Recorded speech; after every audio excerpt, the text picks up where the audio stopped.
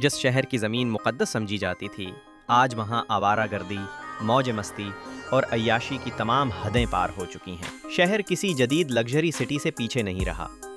ریاض میں نہ صرف رات کے 1 بجے بلکہ دوپہر کے وقت بھی عورتیں کھلے عام بے خوف و خطر ایسے مناظر پیش کرتی دکھائی دیتی ہیں کہ دیکھنے والا حیرت میں پڑ جاتا ہے۔ ہم آپ کو ریاض شہر کی تاریخ، یہاں کے لوگوں کے رہن سہن، کلچر، زبان، کھانے پینے کے شوق، شادی بیاہ کے انداز، ان کے پاس موجود گاڑیوں اور ان کے ذرائع آمدن کے بارے میں تفصیل سے بتائیں گے۔ تو ویڈیو کو آخر تک ضرور دیکھیں۔ اگر آپ نے کبھی روشنیوں میں نہایا ہوا شہر دیکھا ہے تو یقین مانیے ریاض اس فہرست میں سب سے اوپر آتا ہے۔ عربی میں الریاض کہلانے والا یہ دلکش شہر نہ صرف سعودی عرب کا دارالحکومت ہے بلکہ جدیدیت، ٹیکنالوجی اور خوبصورت اونچی عمارتوں کی ایک جیتی جاگتی تصویر ہے۔ رات کے وقت جب یہ شہر جگمگاتا ہے، روشنیوں میں نہاتا ہے، تو ایسا محسوس ہوتا ہے جیسے صحرائے عرب کے دل میں کوئی ہیرا چمک رہا ہو۔ اگر آبادی کی بات کریں تو یہاں تقریباً 70,91,000 لوگ بستے ہیں، یعنی ہر 1 کلومیٹر میں تقریباً 3,600 لوگ۔ سوچئے، جگہ کم ہے مگر زندگی سے بھرپور ہے۔ یہی وجہ ہے کہ ریاض نہ صرف سعودی عرب کا سب سے زیادہ آبادی والا شہر ہے بلکہ مشرق وسطیٰ میں تیسرے اور ایشیا کے 38ویں سب سے بڑے شہروں میں شمار ہوتا ہے۔ دلچسپ بات یہ ہے کہ ریاض سطح مرتفع کے مشرقی حصے میں صحرائے نفود کے درمیان واقع ہے۔ یہ سطح سمندر سے تقریباً 2000 فٹ کی بلندی پر آباد ہے۔ تاریخ کے اوراق میں اس شہر کا پرانا نام حجر یمامہ ملتا ہے، مگر آج یہ الریاض کے نام سے پوری دنیا میں جانا جاتا ہے، جس کا مطلب ہے باغ یا باغات۔ پہلے یہ علاقہ کھجوروں کے سرسبز باغوں سے گھرا ہوا تھا، اور آج بھی یہ روایت زندہ ہے۔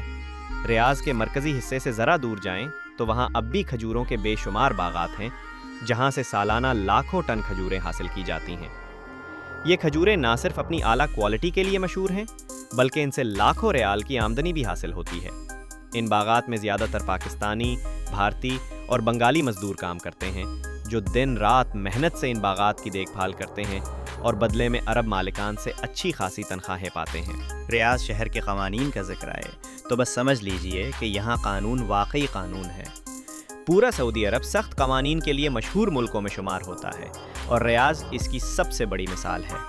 یہاں چوری، قتل، احتجاج یا کسی تنظیم کا قیام سب کچھ غیر قانونی ہے، اور اگر کسی نے ایسی حرکت کی تو سزا اتنی سخت ملتی ہے کہ اگلا شخص سوچنے پر مجبور ہو جاتا ہے۔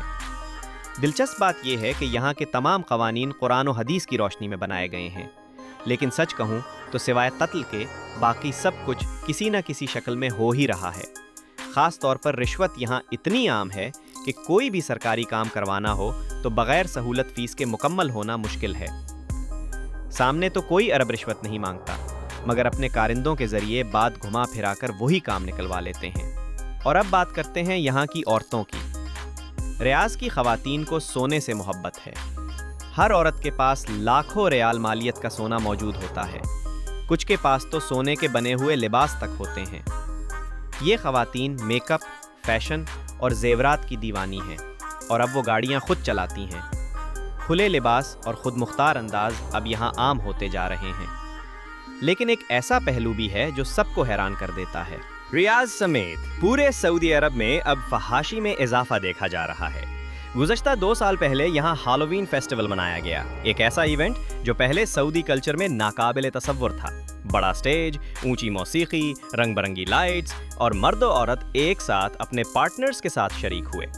لڑکیوں نے غیر مناسب لباس پہنے، ویڈیوز وائرل ہوئیں، اور دنیا نے پہلی بار دیکھا کہ وہ خواتین جو برسوں سے ایک دائرے میں قید تھیں اب مکمل آزادی کے ساتھ باہر آ رہی ہیں۔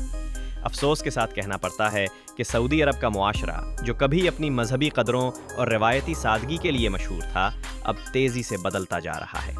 چند سال پہلے تک یہاں نہ سوشل میڈیا پر آزادی تھی، نہ ہی عوامی تفریح کے ایسے ذرائع، مگر اب حالات مختلف ہیں۔ آج کے نوجوان اور نوجوان لڑکیاں ٹک ٹاک، ٹینگو اور دیگر لائیو سٹریم ایپس پر گھنٹوں لائیو رہتے ہیں، جہاں فالوورز، شہرت اور لائکس حاصل کرنا ان کا مقصد بن چکا ہے۔ یہ وہی سرزمین ہے جہاں کبھی پردہ، حیا اور مذہبی اقدار کو اولین مقام حاصل تھا، لیکن اب نائٹ لائف، ڈانس ایونٹس اور کلبز میں ایک نیا کلچر جنم لے چکا ہے۔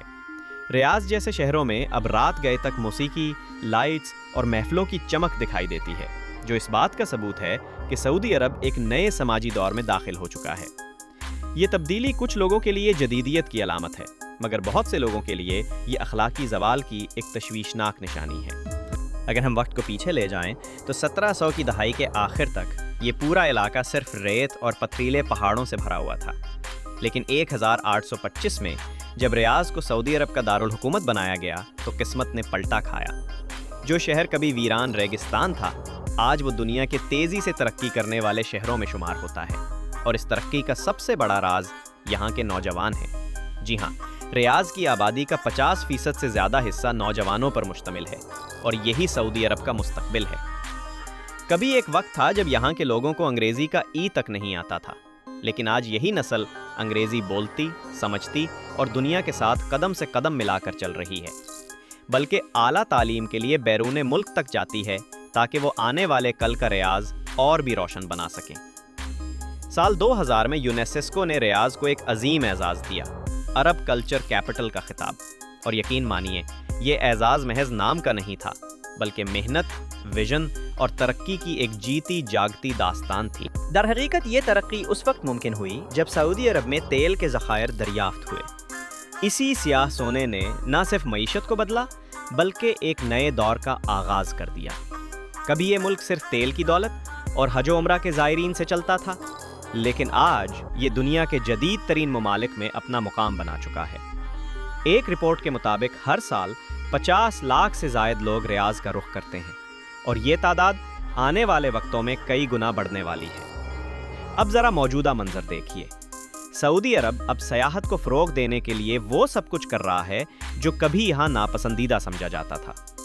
شاہ سلمان کے دور حکومت میں ایسے میگا پروجیکٹس شروع ہوئے ہیں کہ دنیا حیران بھی ہے اور منتظر بھی، کیونکہ گلوبل وارمنگ کے اس دور میں دنیا تیل اور گیس سے ہٹ کر صاف توانائی کی طرف بڑھ رہی ہے۔ ایسے میں سعودی عرب بھی پیچھے نہیں۔ یہاں اب فیول فری الیکٹرک گاڑیاں جیسے ٹیسلا تیزی سے متعارف کرائی جا رہی ہیں، اور سب سے بڑا ہدف ہے ویژن 2030، جس کے تحت سینکڑوں منصوبے 2030 تک مکمل ہوں گے، اور اسی سال ورلڈ ایکسپو کے انعقاد کا منصوبہ بھی ہے۔ تب اندازہ لگائیے، دبئی کی طرح نہیں بلکہ اس سے بھی زیادہ لوگ یہاں آئیں گے، لاکھوں نہیں کروڑوں سیاح، جو نہ صرف ریاض کی خوبصورتی دیکھیں گے بلکہ ملکی معیشت کو نئی بلندیوں تک پہنچائیں گے۔ گزشتہ چند برسوں میں ریاض کے اطراف میں بے شمار انڈسٹریز قائم کی گئی ہیں۔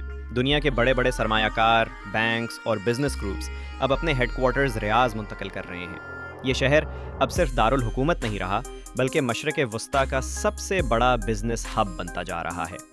یہاں مشینری، الیکٹریکل آلات، کنسٹرکشن، الومینیم، فوڈ آئل، تمام صنعتیں زور و شور سے چل رہی ہیں، جہاں لاکھوں ورکرز روزگار حاصل کر رہے ہیں۔ اگرچہ کچھ کمپنیاں آج بھی اپنے ملازمین کو مناسب تنخواہ نہیں دیتیں، لیکن بہت سی کمپنیاں ایسی ہیں جو اپنے ورکرز کے بینک اکاؤنٹس باقاعدگی سے چلاتی ہیں اور ہر مہینے 27، 28 یا 30 تاریخ کو تنخواہیں ٹرانسفر کر دیتی ہیں۔ اب بات کرتے ہیں تعلیم کی۔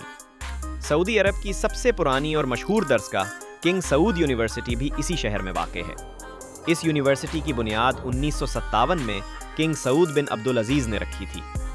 یہاں کی کنگ سلمان لائبریری اتنی وسیع ہے کہ ایک وقت میں 3000 سے زائد طلبہ مطالعہ کر سکتے ہیں۔ یہ صرف ایک لائبریری نہیں بلکہ علم، ترقی اور جدت کی ایک روشن علامت ہے۔ اگر آپ سمجھتے ہیں کہ ریاض صرف ایک جدید شہر ہے تو ذرا ٹھہریے، کیونکہ اس شہر میں روحانیت سے لے کر عیش و عشرت تک سب کچھ اپنی انتہا پر ہے۔ ریاض میں تقریباً 4000 خوبصورت مساجد موجود ہیں۔ ان میں سب سے بڑی ہے ریاض گرینڈ مسجد، ایک ایسی شاندار عمارت جہاں ہزاروں نمازی بیک وقت نماز ادا کر سکتے ہیں۔ جمعے اور عید کے دنوں میں تو یہاں اتنا رش ہوتا ہے کہ قدم رکھنے کی جگہ نہیں ملتی۔ اب اگر بات کریں پانی کی تو جان کر حیرت ہوگی کہ ریاض میں درختوں کو سینچنے، گھاس اگانے، حتیٰ کہ پینے کے لیے بھی جو پانی استعمال ہوتا ہے وہ سمندر کے پانی کو ری سائیکل کر کے حاصل کیا جاتا ہے۔ یعنی یہاں پیٹرول سستا ہے مگر پانی نہیں۔ ریاض کے اربوں کے پاس دولت کا سمندر ہے۔ دنیا کی مہنگی ترین گاڑیاں، محل نما گھر، بین الاقوامی کمپنیوں کے شیئرز اور کئی ممالک کی نیشنلٹیز، سب کچھ ان کے پاس موجود ہے۔ اگر بات کریں ریاض کی شادیوں کی تو وہاں کا معیار آپ کو حیران کر دے گا۔ یہاں کی شادیاں واقعی لگژری کی انتہا ہوتی ہے۔ तमाम अखराजात लड़का बर्दाश्त करता है। और रस्म के तौर पर लड़की को एक ख़ास रकम दी जाती है जो बाज़ औक़ात 1 लाख रियाल से भी ज़्यादा होती है। ये रकम सिर्फ लड़की की मिल्कियत होती है, वो चाहे तो अपने वालिदैन को दे, शौहर को दे या किसी को ना दे, फैसला मुकम्मल तौर पर उसका होता है।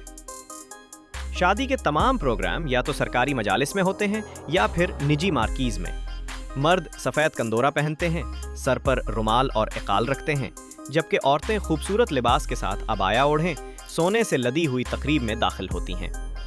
खाने के इंतज़ामात इतने शानदार होते हैं कि दिल खुश हो जाए। ऊँट की मंदी, बकरे या दबे की मंदी, मछली और दर्जनों स्वीट डिशेस, ये सब सऊदी मेहमान नवाजी की शान है। अगर आप कभी रियाज जाएं तो वहाँ की खुशबुओं में एक ख़ास बात ज़रूर महसूस करेंगे, अरबी मंदी की खुशबू। रियाज के अरब दबे और ऊँट की मंदी के ऐसे दीवाने हैं कि चंद अरब मिलकर पूरा ऊँट ख़त्म कर देते हैं। ये सिर्फ खाना नहीं बल्कि रिवायत, शान और जश्न का हिस्सा है। अब अगर बात करें मौसम की, तो रियाज का मौसम बिल्कुल सऊदी अरब जैसा ही है, इंतहाई गर्म, खुश्क और झुलसा देने वाला। गर्मियों में दर्जा हरारत 45 से 50 डिग्री तक जा पहुंचता है, और जब तेज़ हवाएं चलती हैं तो रेगिस्तान की रेत पूरे शहर को धूल के बादलों में लपेट लेती है। चाहे सर्दी हो या गर्मी, यहाँ एसी सारा साल चलता रहता है।